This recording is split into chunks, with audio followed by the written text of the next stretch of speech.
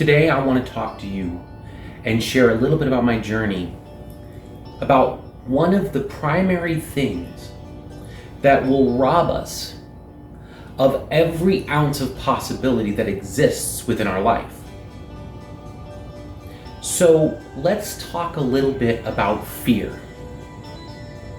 It's a four-letter word, I know. And I think on some level, we've all experienced fear. Fear of what, though? Fear of the unknown? Fear of what could be? There's a lot of things that we fear.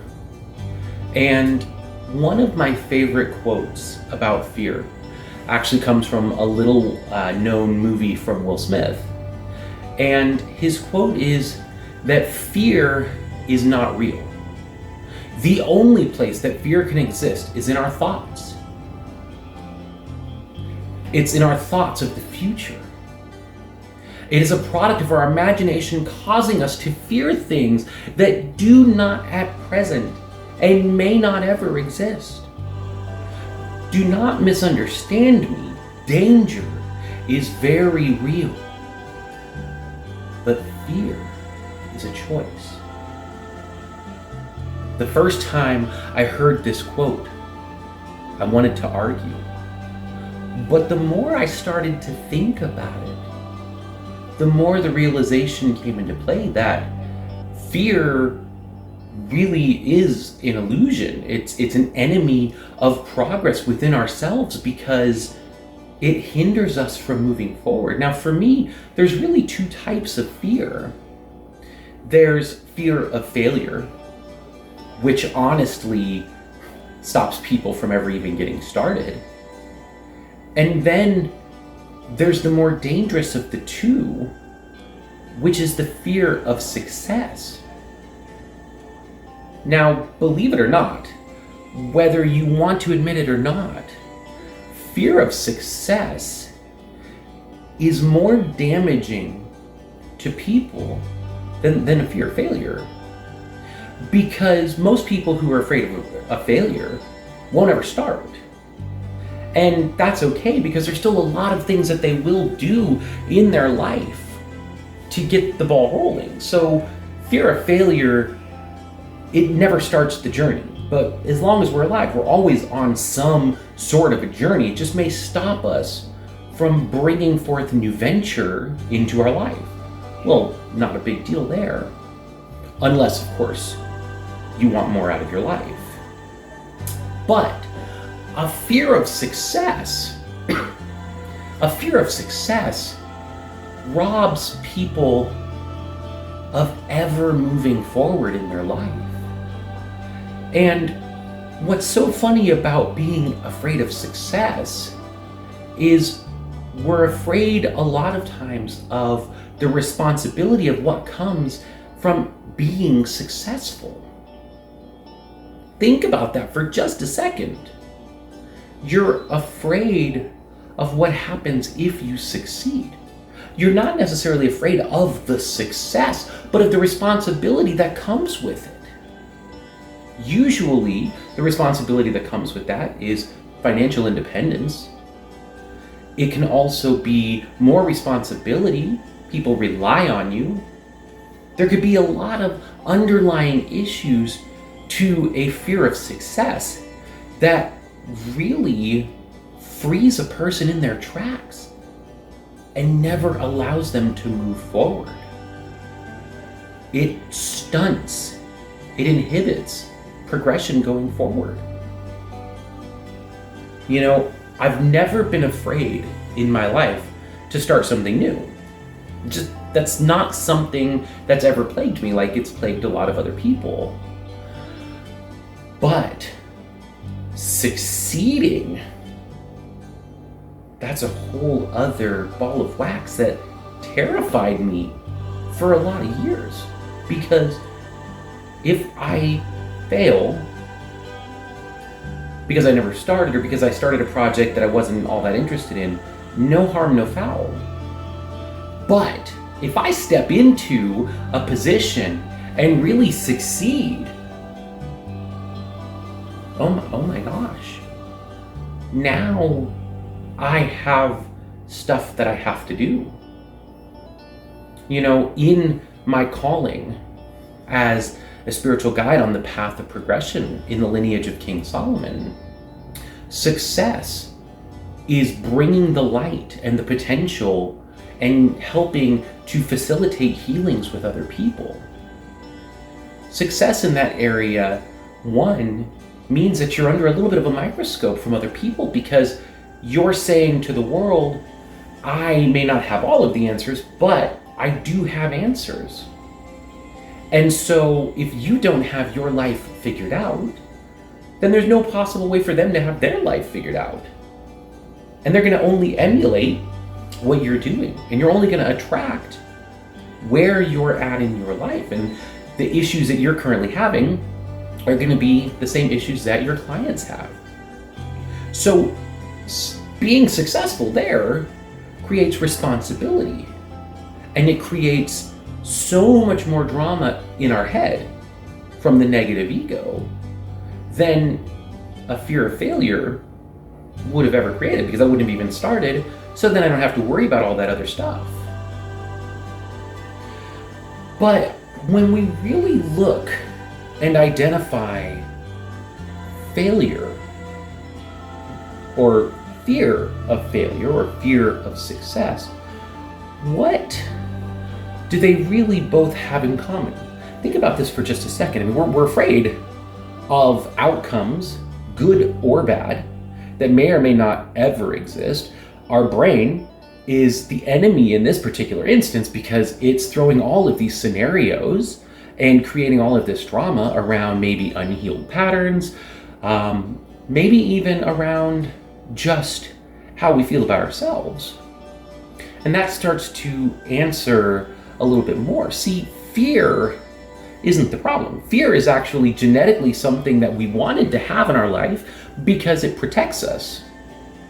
If all of a sudden you hear the rustling in the bushes, that could mean something's trying to eat you. So a little bit of fear was good. Being alone usually meant you couldn't survive because you couldn't do everything.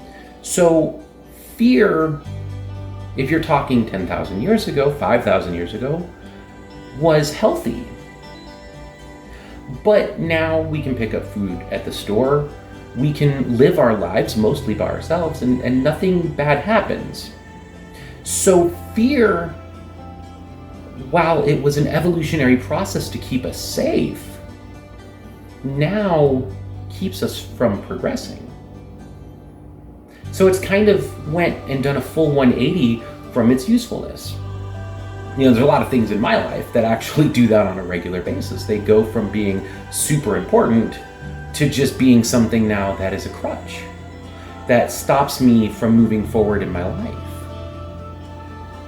So when we look at fear of success and fear of failure, what it boils down to, as you start to analyze why you're afraid, it comes down to one thing. They both share one core issue.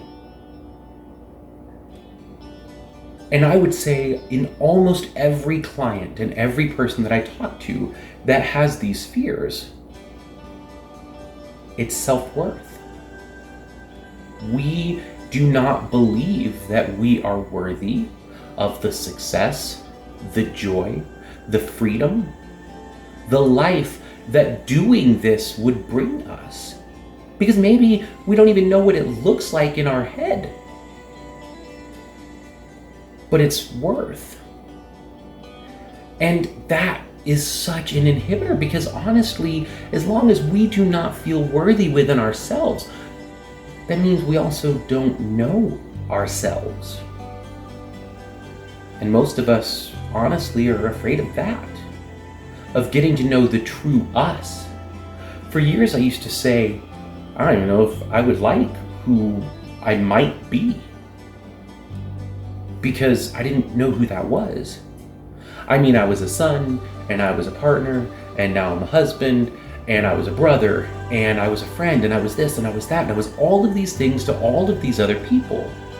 But when the question was posed, who am I without any of that. Scared was the first answer that I honestly had. I didn't have an answer.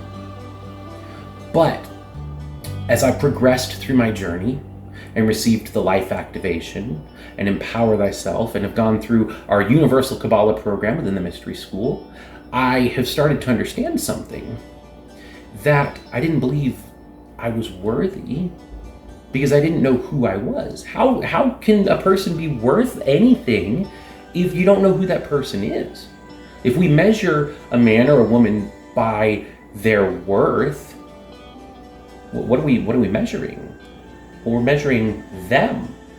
A lot of times we're measuring their productivity to this world, but we're measuring who they are. So if you don't know that, you don't know the answer to that, then of course you can't be worthy. And if we take it even one step before worth, even though it's still tied into that, it's getting to know who we are and loving who we are and understanding that as a divine being, as a spiritual being in the flesh, we are worthy of all things. You know, the Bible says that we are the sons and daughters of God. And in just about every religion and every mythos, we come from the gods, which on some level, if we are the son of a king or a queen, or we are the son of a god and a goddess, then we're kind of a big deal. We're important. We are royalty. We are divinity in the flesh. We are sovereign beings that are deserving of whatever it is that we want in this life. But if you don't know who you are on the core level, then you will never honestly be able to find worth. The life activation was a drop in the bucket for me understanding who I was and being able to even take the step into my path, my purpose, and my potential. But where I really started to understand who I am in the grand scheme of the earth and the cosmos was in Empower Thyself. And then Empower Thyself, which is a 2-day workshop, brought forth a whole lot of things. I started to understand where all of these thought processes about not being worthy originated from, and why I didn't love myself, and why I didn't care for myself, and why I didn't treat myself with the dignity and the respect that I treat everybody else. And then it gave me the tools and the power to really be able to start to change my life. Now, just for a second, I want you to close your eyes. Just take a deep breath and close your eyes. If you're driving, please don't do this, but I want you to just close your eyes and take a deep breath. And I want you to see yourself standing in front of a mirror.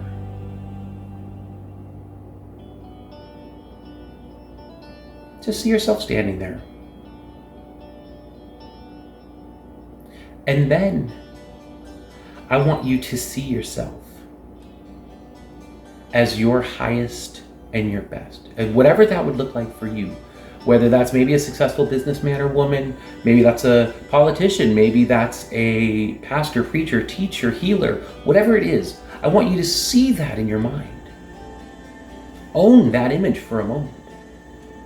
And then say to yourself, I love you.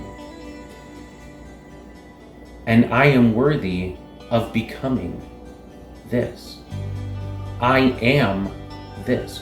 Whatever that image is, you're going to say that over and over.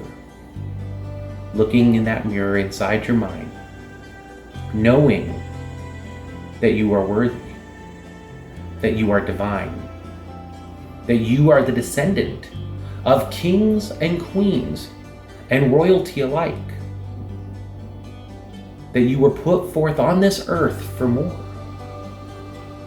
Now that you see it, you have to believe it. For more information on our upcoming classes, you can go to ancientmysterieshac.com, or you can go ahead and follow the link in the description. Thank you so much.